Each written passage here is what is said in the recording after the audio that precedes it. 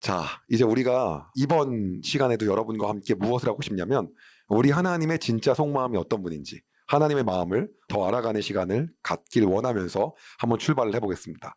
자, 하나님의 마음을 알기 위해 시대상은요.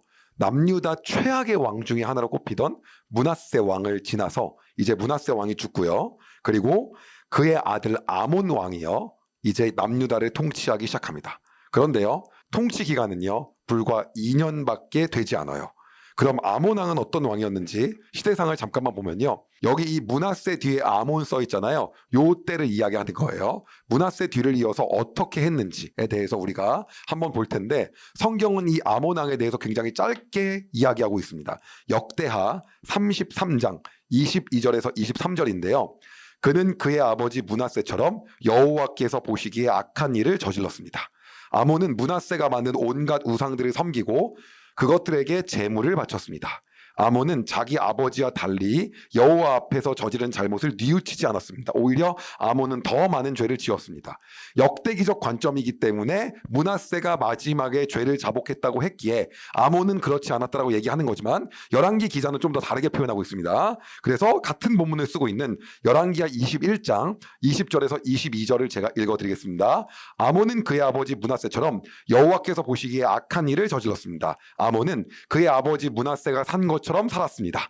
그는 그의 아버지와 마찬가지로 우상들을 섬겼고 그 앞에서 절했습니다. 아몬은 그의 조상의 하나님 여호와를 저버리고 여호와의 길을 따르지 않았습니다. 역대기는 므낫세가 마지막에 회복하고 회심했다라고 하는 것의 근거를 분명히 신명기적 관점에서 본다고 한다면 이렇게 가장 길게 통치를 했는데 분명히 무언가 하나님께 자복한 시간이 있을 거다라고 생각을 한 거고 열왕기는 짤 없죠. 왜냐하면 우리가 이렇게 지금 포로가 된 것은 완전히 우리가 잘못했기 때문이기 때문에 그 관점으로 넣었기 때문에 조금 다르긴 하지만 어쨌든 성경에서 평가하는 아몬 왕은요 하나님께 돌아가지 않은 겁니다. 그러면 우리가 확인해야 될 게 있는데 어떤 거냐면 당시의 시대상인데 어떤 상이냐면 여전히 아몬 왕은요 아시리아를 섬기는 거예요. 그래서 아시리아의 어떠한 문화를 그대로 받아들이다 보니까요 다른 신들을 계속 섬기는 겁니다. 요게 당시의 계속적인 시대상이에요. 그런데 그 당시에는 이제 어땠냐면요. 바벨로니아가 점점 흥왕하기 시작했잖아요. 강성해지기 시작하고. 그 강성해지다 보니까 바벨로니아 파들이 또 있어요. 그래서 이렇게 가면 안 된다. 아시리아 곧 망한다. 아니다. 그래도 아시리아다. 아니다. 바벨로니아다. 그래서 파가 갈리게 됩니다. 그러다 보니까는 어떠한 사람들이냐면 아몬왕의 저런 우상숭배도 마음에 안 들고 또 그리고 아시리아도 계속해서 집권하지 않을 것 같고 이렇게 생각하는 사람들이요. 반역을 일으킵니다. 그리고 아몬을 죽여버려요. 죽이는데 문제는 뭐냐면요. 그 반역자들의 세력이 반아시리아 세력이었다는 거죠. 제가 말한 것처럼 성경은 이 부분을 이렇게 합니다. 열왕기하 21장 23절입니다. 아몬의 신하들이 아몬을 배신하여 왕궁에서 그를 죽였습니다. 자, 그런데요. 문제는 뭐냐면 그러다 보니까 이들이요. 이제 어떠한 왕을 세울지 모르는데 하나님이 갖고 계신 통치 방법이 있습니다. 뭐예요? 다윗의 계보를 이어가는 거예요. 그렇기 때문에 그것을 갖고 있었던 사람들이 다시 이 반역자들을 처단해야 된다. 그리고 빨리 그 아몬의 후손에서 다윗의 후손에서 왕을 만들어야 된다라고 해서 그렇게 구테타를 일으킨 반역 세력을 또다시 처단합니다. 그들을 또 죽여요. 그래서요 바로 어떻게 하냐면 그 무리에서요 아몬의 아들 요시야를 왕으로 세웁니다. 그리고 요시야는 여러분이 아는 것처럼요 남유다 후반기의 최대의 성군으로 뽑히는 하나님께서 인정하시는 몇 안 내는 왕 중에 하나였어요. 근데 그때 요시야의 나이가 몇 살이냐면 8살밖에 안 됩니다. 네. 그래서 요시야를 잠깐 보면 여기 나온 것처럼 이 시기에 바로 요시야가 왕이 되는 거예요. 활동했던 선지자는 스바냐하고 나홈입니다.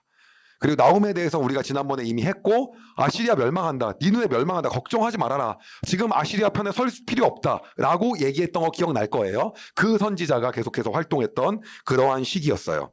자, 그런데 어쨌든 간에 이 반아시리아 편의 세력이 반역을 했잖아요. 근데 그들을 다시 죽인 거기 때문에 사실상 또다시 친아시리아가 된 거예요. 그렇기 때문에 이 아버지의 악행을 따라서요. 문제는 뭐냐면 요시야 초창기에는요. 계속해서 이스라엘 남유다 내에서 안 좋은 일, 악행, 우상숭배가 일어나고 있었던 거죠. 그리고요. 어떻게 되냐면요. 국제 정세는요. 히스기야 이후 점점 약해지기 시작한 아시리아가 이제는 패권을 바벨로니아에 거의 넘기기 시작합니다.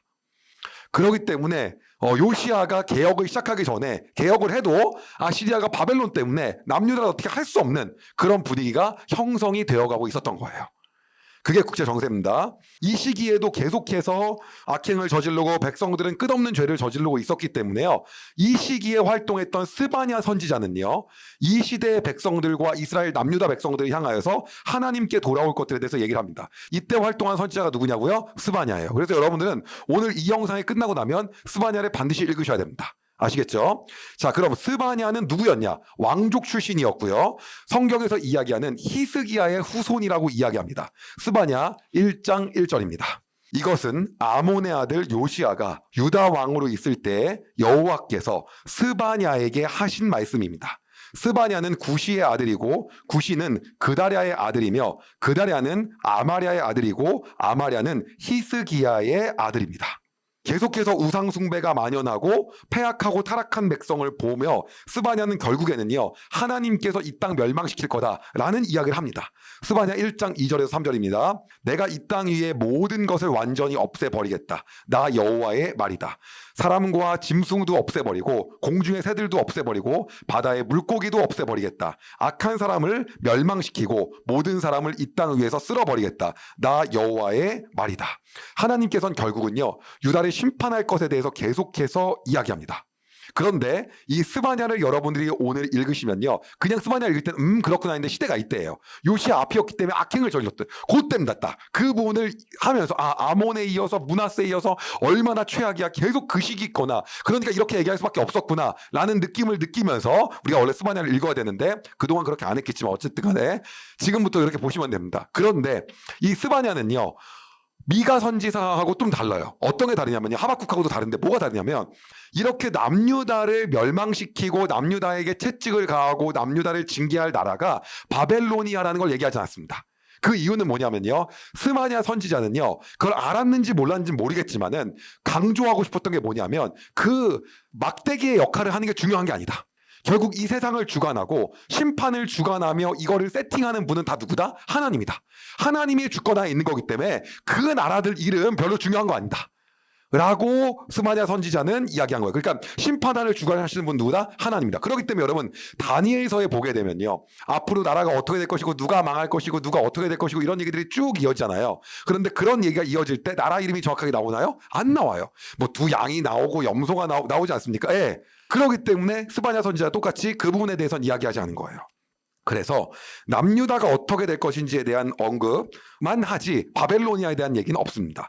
자, 그 부분은 이렇게 얘기합니다. 스바냐 1장 4절에서 6절입니다. 내가 유다와 예루살렘의 모든 거주민들을 위해 내 손을 뻗쳐 바알에 남아있는 것과 그마림과 그들의 제사장들을 그곳에서 없애버리겠다. 여기서 그마림은 이교도들의 제사장을 의미합니다. 지붕 위에서 하늘의 별을 섬기는 사람과 이거 다 아시리아 그 숭배예요. 나 여호와를 예배하고 나의 이름으로 맹세하면서도 말감을 예배하고 맹세하는 사람들을 내가 없애겠다. 말감은 누구냐면 몰렉입니다. 몰렉은 누구냐면 암몬의 신입니다. 암몬의 신 몰렉은 누구냐면 인신공양 받은 신 얘기하는 거예요. 기억나시죠? 그 다음입니다. 나 여호와에게서 등을 돌린 사람들과 나를 따르지 않고 나의 뜻을 묻지 않는 사람들을 내가 없애겠다. 스바냐는 여호와의 심판의 날을 강조하면서 그날이 다가오고 있다고 계속해서 경고 메시지를 날립니다. 스바냐 1장 14절에서 18절입니다. 여호와의 심판의 날이 다가오고 있다. 그 큰 날이 가까이 달려오고 있다. 그날에 울부짖는 소리가 매우 슬플 것이다. 군인들도 목 놓아 울 것이다. 그날은 진노하는 날이 될 것이다. 재앙과 고통의 날, 파괴와 멸망의 날, 어둠과 암흑의 날이 될 것이다. 나팔을 불러 경고하고 견고한 성읍을 공격하며 높은 망대를 공격하는 날이 될 것이다. 내가 사람들에게 고통을 안겨주겠다. 그들이 나 여호와에게 죄를 지었으므로 마치 눈먼 사람처럼 걸을 것이다. 그들의 피가 흙먼지처럼 쏟아지고 시체가 쓰레기처럼 쌓일 것이다. 여호와의 진노가 드러날 그날에 그들의 은과 금이 그들을 구하지 못할 것이다. 여호와의 노는 불 같아서 전 세계를 태워 버릴 것이다. 여호와께서 순식간에 땅 위에 사는 모든 사람을 없애실 것이다.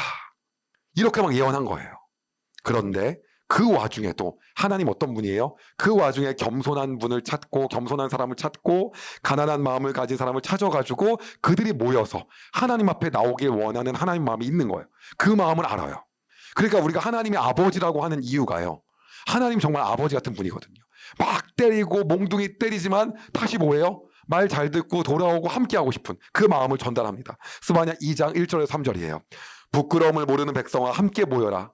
심판이 시작되기 전에 기회가 겨처럼 날아가기 전에 여호와의 무서운 진노가 너희에게 미치기 전에 여호와의 진노의 날이 너희에게 이르기 전에 모여라. 주의 율법을 지키는 땅의 모든 겸손한 사람들아 너희는 여호와를 찾으며 올바른 일을 하고 겸손을 배워라. 혹시 여호와의 진노의 날을 피할 수 있을지도 모른다. 그렇게 얘기를 합니다. 마지막 간청이에요. 그러면서 스바냐는 얘기합니다. 또 똑같아요.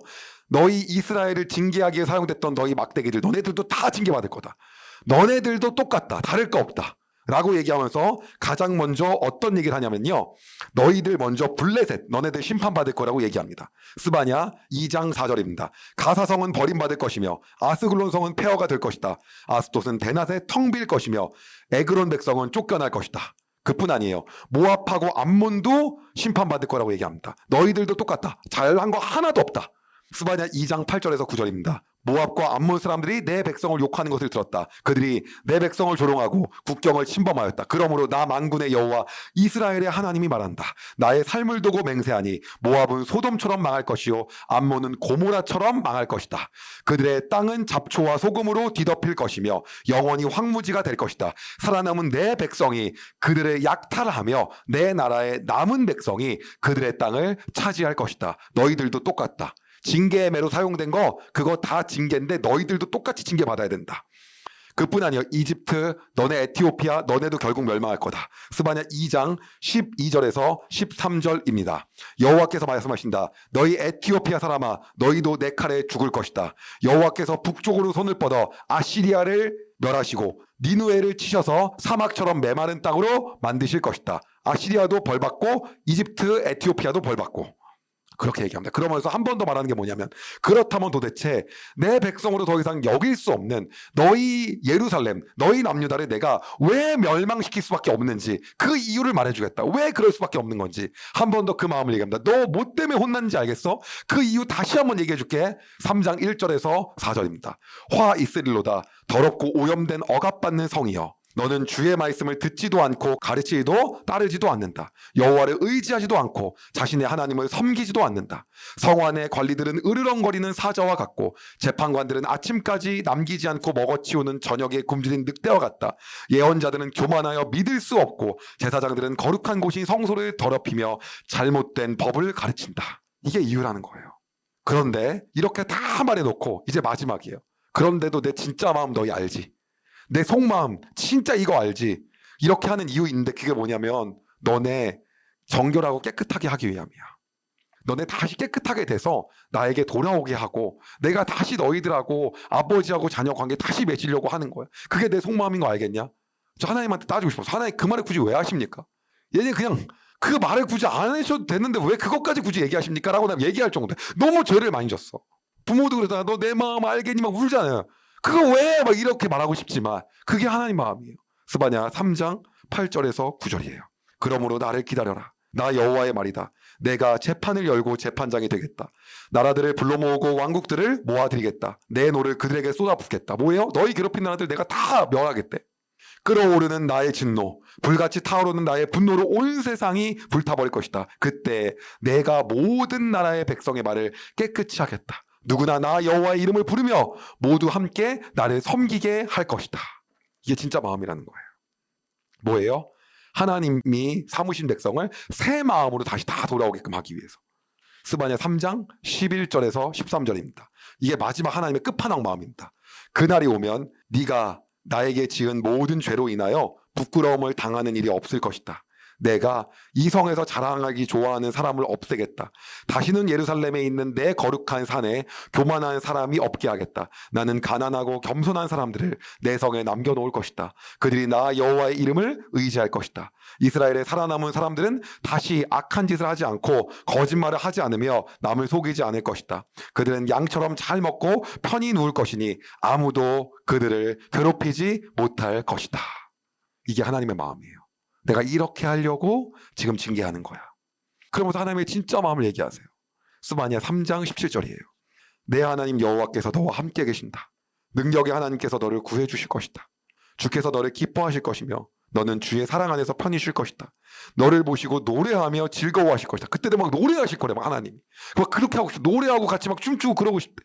이 말을 여러분들이 너무 많이 들으셨기 때문에 개역개정으로 한 번 더 읽겠습니다. 너희 하나님 여호와가 너희 가운데 계시니 그는 구원을 베푸실 전능자시니라. 그가 너로 말미암아 기쁨을 이기지 못하며 너를 잠잠히 사랑하시며 너로 말미암아 즐거이 부르며 기뻐하실라 하리라. 이게 이런 배경에서 나온 노래입니다.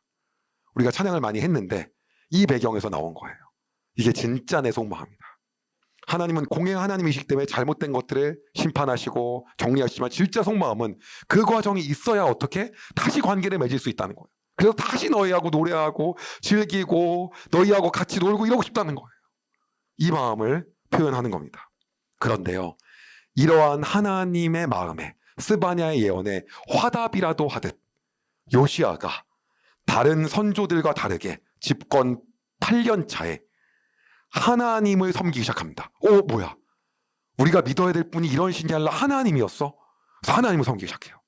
12년째 되는 해에는요, 거짓 신들을 몰아내기 시작했다라고 성경은 얘기합니다. 역대하 34장 3절입니다.